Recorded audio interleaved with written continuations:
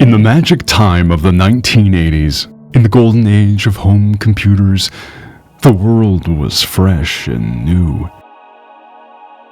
Innovations were everywhere, and there was so much we wanted to touch and own. Each year, something new, each year, more to discover. We were in the land of El Dorado. New brands flourished. There was no industry standards. The future was yet to be revealed, and everything was possible.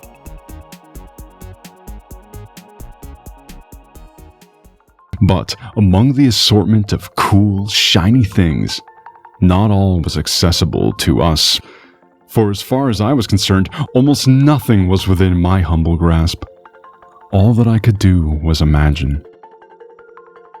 If I couldn't get it, I could at least dream of it, and that was certainly something. What was the computer you dreamed of as a kid? Which was the machine you always wanted, but could never get?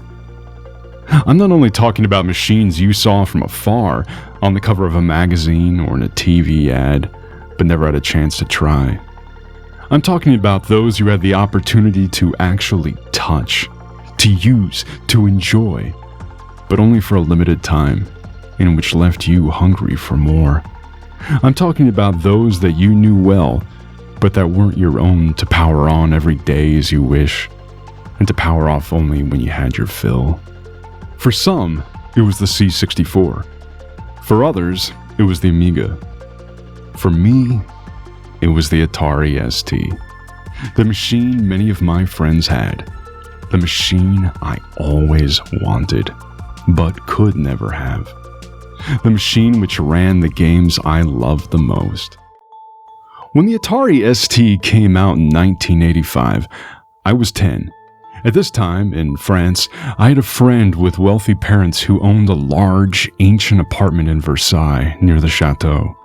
It was there that I saw the Atari ST for the first time. It was right there, in the middle of a room, proudly lying on 18th century wooden floors, a top-notch modern thing surrounded by centuries-old antiques. Let's go for a trip down memory lane. I'll try to paint for you the most accurate picture, so far as I can remember, of this remarkable moment. Here is almost exactly what I saw. I recreated the background using the Adobe Firefly AI generator, and after several tries and adjustments, I came to a very satisfying result. This is the closest possible representation out of my memory. This exact kind of floor, the exact kind of color, same positioning of the machine, even the same game running. Hello.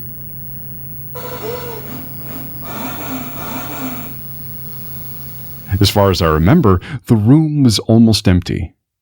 Or maybe it's because my mind focused so much on the computer that I didn't notice anything else. The only difference is the display.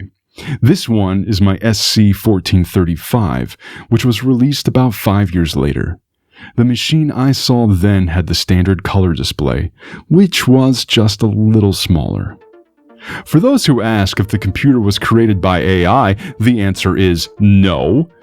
So far, I didn't see any AI that could generate something that resembles any real computer, like the ones we know and love. And it's incapable of rendering keyboards with perfectly aligned keys. A total mess. And it's a shame that a computer can't generate its own self-portrait. Anyway, here I was, and it was instant karma. I liked everything about this machine. Its case design with bold features for a computer of its time. Its mouse design still remains a reference to me. This beast of a computer seemed just perfect. And my lucky bastard of a friend was one of the first to get it. For context, you need to remember that the Atari ST was released at the same time as the Amiga 1000 in July '85. The Atari cost $800 with a color display. That was equivalent to about $2,500 today. These were luxury machines, just like the Macintosh. And by the way, it was also the first time I saw a Mac. In this same house, the father of this guy was using it for his work-at-home office. What a bunch of rich rascals. So there I was, gazing in awe at this wonder, enthroned in the middle of an antique room. I was immediately mesmerized. I think it was also the first time I saw a dedicated display, since the few computers I had until then used were all hooked to TV screens. And it was certainly the first time I saw a 3.5-inch floppy drive and discs. The Atari and the Macintosh were both using this brand new wonder, and it wasn't until another 5 years later that I saw that drive mounted as standard in our home PCs. In 1985, this format was really groundbreaking. Same thing for the mouse. I used it for the first time on both of these machines, in this room with a wooden floor. I was intrigued by the Macintosh, but its monochrome display was a little disappointing for the kid I was back then. It was a very different story with the Atari. It seemed to me there were so many colors on the screen that it was almost obscene. I was so impressed that almost 40 years later, I still clearly remember the first game I saw running on this machine. It was this one, Space Runner, by Logiciels, which was the leading French developer at that time. It was a futuristic race with 3 different levels, which doesn't look very impressive now, but back then, man was it something. I just couldn't believe my eyes. The second one seemed even more amazing. It was Xenon, with its awesome soundtrack and incredible action.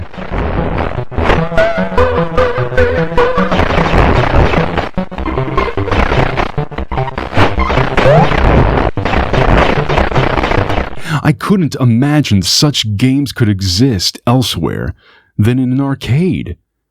When I returned home and thought about what I saw, I wondered, did I really see that? Or was it a dream?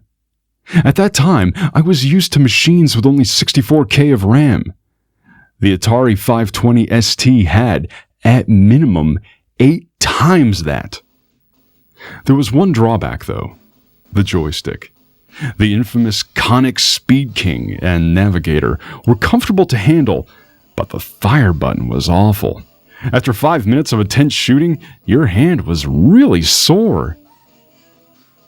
This was either late 1985 or early 1986. After this memorable episode, as far as I can recall, I didn't have another opportunity to see this dream machine again for about a year. The guy with the cozy apartment was more an acquaintance than a real friend, and we usually didn't meet at home but played outside, so his wonderful computer remained a misty vision, with all its magic veiled in mystery. But in 1987, I had a new pal from school. We soon became close friends, and during all that year we always hung out together. Both of us were fantasy nerds, the only ones around who had read all the Tolkien books we could find. And, as chance had it, not long after we became pals, his parents replaced their old computer with an Atari ST. So, now, I could use that beast of a machine. Yes, in 1987 it was still a bloody beast. Almost on a daily basis. Unlike the other guy, this one didn't have a luxury house. He had a normal one. And it was a time when computers hadn't yet secured their dedicated places in homes. People didn't really know where to put them, so that they could be found in rather odd places. In this case, it was a small space upstairs in the corridor between bedrooms. We could hardly seat ourselves in front of a tiny desk crammed between the stairs and the wall. But we didn't care, because it was in this uncomfortable lair that we spent the most enjoyable time playing Atari ST games. It was there that I discovered many of them: Arkanoid, Barbarian,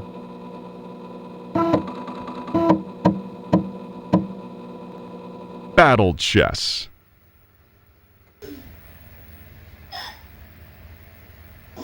Populous, Nebulous Indiana Jones,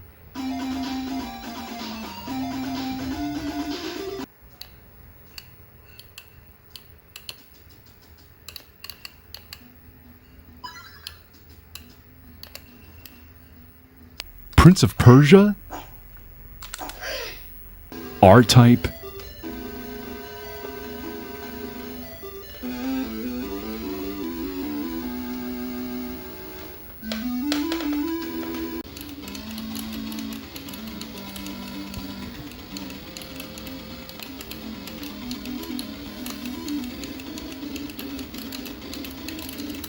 Xenon 2. And it seemed like each game was better than the last. So many times I thought to myself, that's it, this one is the very best and will stay so. It's just impossible to do better. But each time there was a better one. King's Quest. Defender of the Crown.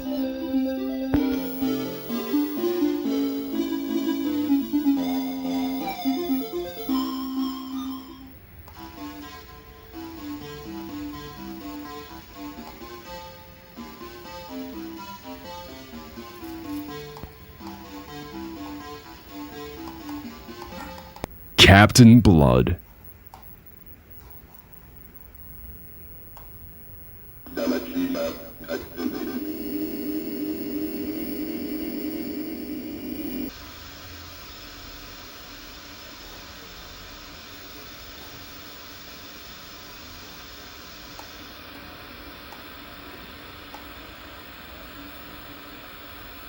I just couldn't understand how so many killer games were possible. Until one day, I saw the one. This one would indeed remain forever my favorite game. To me, it's more than a game. It has become part of myself, as proved by the past decades. That game is Dungeon Master. It was everything I could wish. A fantasy world, but a realistic first-person experience.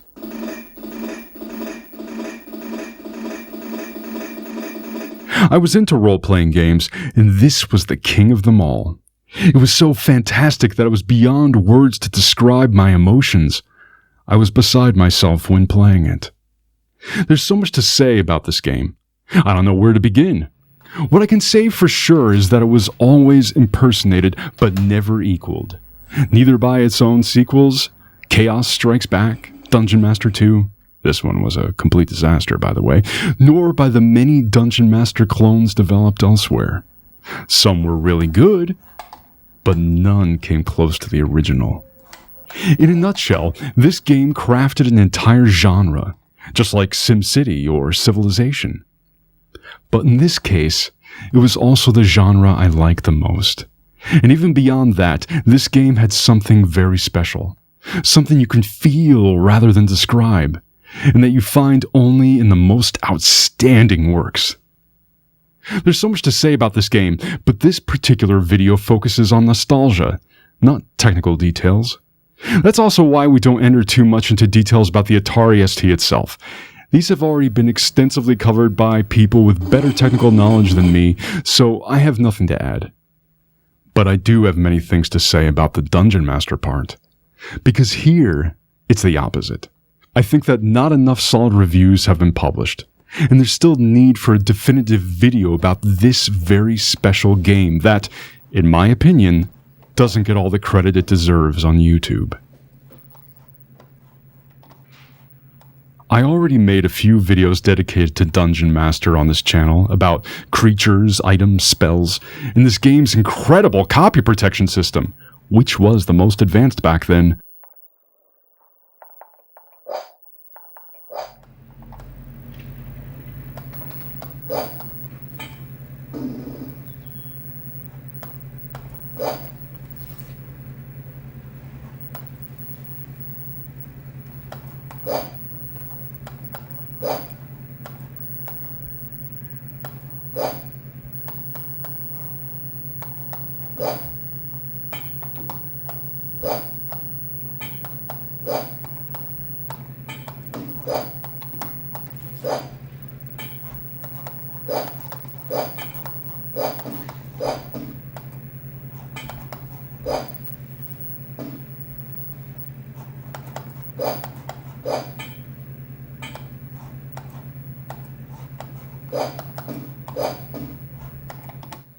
In parallel, I've been working for several months on a very ambitious project.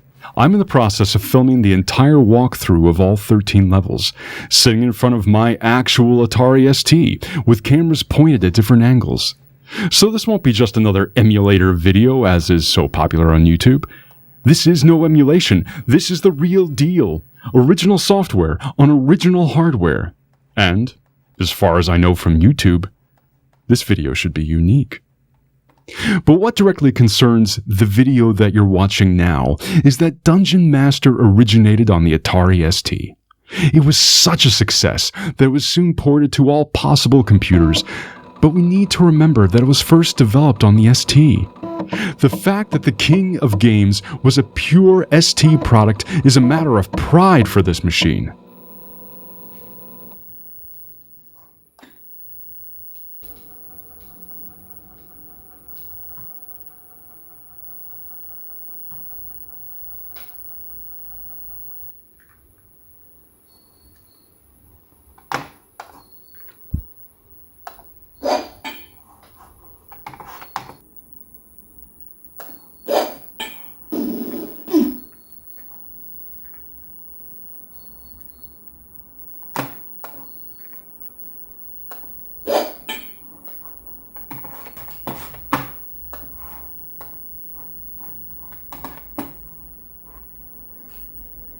It's also pretty much because of this that the Atari ST has always been very special to me.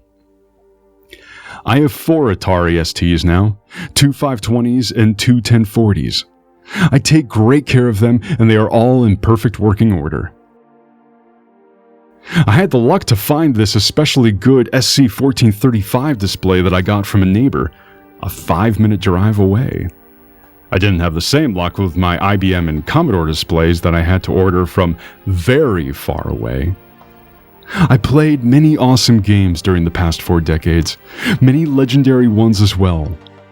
But to me, Dungeon Master always remained the one game. Just like Tolkien remained the one writer, no matter how many outstanding other authors I've read before or since. It's a matter of feeling more than of rational being. And just like so, for me, the Atari ST remains the one computer.